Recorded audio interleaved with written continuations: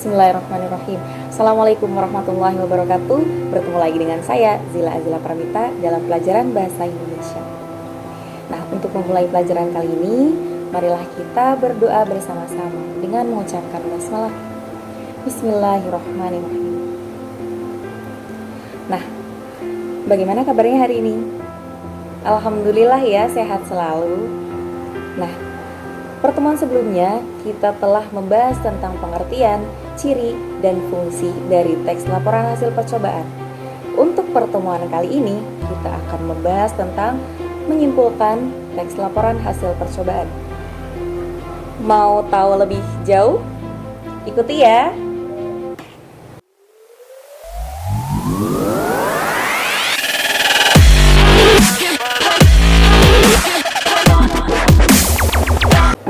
Tujuan kalian mempelajari materi ini agar kalian dapat menuliskan kembali laporan hasil percobaan orang lain yang telah kalian baca ataupun dengar dengan menggunakan bahasa sendiri, dan agar kalian dapat mempresentasikan hasil ringkasan yang telah kalian tulis di buku kalian masing-masing. Nah, mari kita bahas satu persatu mulai dari menyimpulkan. Menyimpulkan yaitu kegiatan merangkum suatu informasi yang kita dapat. Sedangkan informasi itu sendiri yaitu data yang kita terima dari seseorang.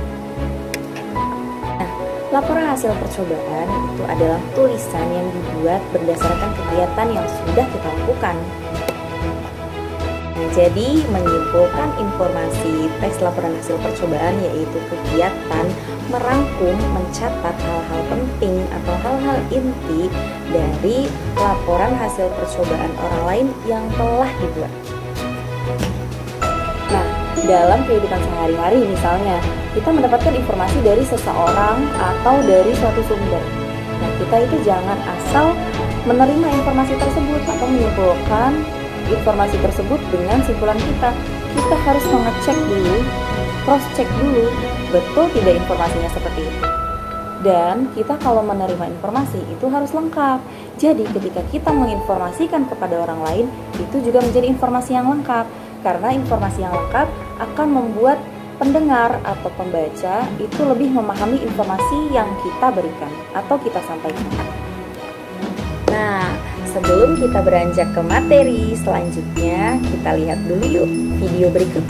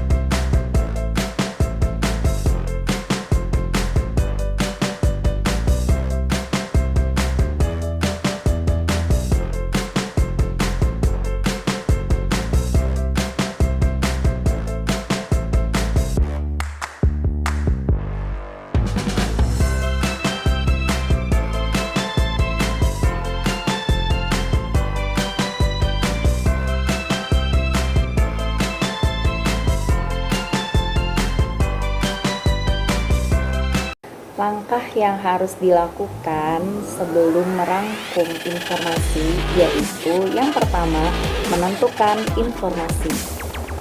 Nah, berdasarkan video tadi, kita jawab dulu pertanyaan-pertanyaan berikut.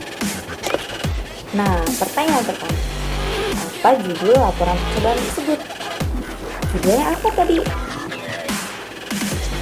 Nah, judulnya Rahasia Telur Tenggelam, Mengambang, dan Mengapung. Cara menentukan informasi yang kedua, yaitu kita jawab pertanyaan yang kedua, yaitu apa saja alat dan bahan yang digunakan dalam percobaan tersebut. Alatnya apa saja tadi? Ada gelas, air, telur, tentu saja, kemudian garam, dan sendok. Kemudian pertanyaan yang ketiga, mengapa percobaan tersebut dilakukan? Memangnya mengapa sih? Nah, percobaan tersebut dilakukan untuk membuktikan dan memberikan informasi bahwa telur itu bisa tenggelam, mengambang, dan mengapung. Pertanyaan keempat, bagaimana langkah percobaan tersebut? Kalian tadi sudah menyimak dong, pasti masih ingat dong. Nah, langkah-langkahnya ya pasti siapkan gelas, airnya, kemudian coba ditenggelamkan telurnya. Kalau telurnya baik, dia akan tenggelam. Nah, kemudian ditambahkan sedikit garam. Nah, kalau menambahkan garamnya pas, itu telur akan mengambang. Sedangkan kalau garam yang ditambahkan itu terlalu banyak, dia akan mengapung. Berarti kalau di laut dia akan mengapung dong. Kalian mau coba? Coba deh sekali-kali. Nah, untuk menentukan informasi yang terakhir, kita akan menjawab pertanyaan apa hasil yang didapatkan dari percobaan tersebut. Nah, memangnya apa tadi? Nah, hasilnya ternyata terbukti bahwa telur dapat tenggelam, dapat mengambang, dan dapat mengapung. Langkah selanjutnya yaitu menyimpulkan informasi. Setelah kita mendapatkan informasi dari pertanyaan-pertanyaan yang sebelumnya, kemudian kita simpulkan informasinya. Cara menyimpulkannya yang pertama, kalian membaca atau menyimak video. Tadi sudah menyimak video, berarti langkah pertama kalian sudah terlewati. Kemudian yang kedua, menentukan inti dari teks yang dibahas. Intinya apa sih tadi? Intinya ya jelas, melakukan percobaan telur yang dapat mengambang atau tenggelam, bahkan mengapung. Nah, kemudian yang ketiga atau yang terakhir, susunlah kalimat sesuai dengan topik yang dibahas. Nah, kalian tadi sudah menjawab pertanyaan, sudah mendapatkan informasi, kemudian kalian mulai menyimpulkan. Kita perhatikan contoh simpulan berikut. Contoh rangkumannya yaitu kalimatnya seperti ini. Berdasarkan percobaan tersebut, maksudnya percobaan yang sudah kita lihat tadi yaitu percobaan telur yang mengambang atau tenggelam, kita dapat menyimpulkan tujuan, bahan, atau alat, langkah, dan hasil percobaan. Tujuan percobaan tersebut adalah memberikan pengetahuan mengenai telur yang dapat tenggelam, bahkan mengambang di air. Bahan dan alat yang digunakan yaitu telur, air, garam, gelas, dan sendok. Sedangkan langkah-langkah yang digunakan dalam percobaan tersebut dilakukan secara bertahap, dari telur yang tenggelam, mengambang, hingga mengapung. Hasil dari percobaan tersebut yaitu membuktikan bahwa telur dapat tenggelam, mengambang, bahkan mengapung di air. Nah, itu adalah contoh dari rangkuman sesuai dengan percobaan yang sudah kita saksikan sebelumnya. Wah, sudah selesai nih.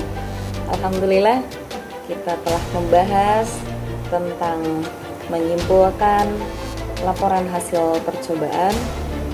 Semoga dapat bermanfaat dan dapat dipahami. Untuk menutup pertemuan kali ini, marilah kita berdoa bersama-sama.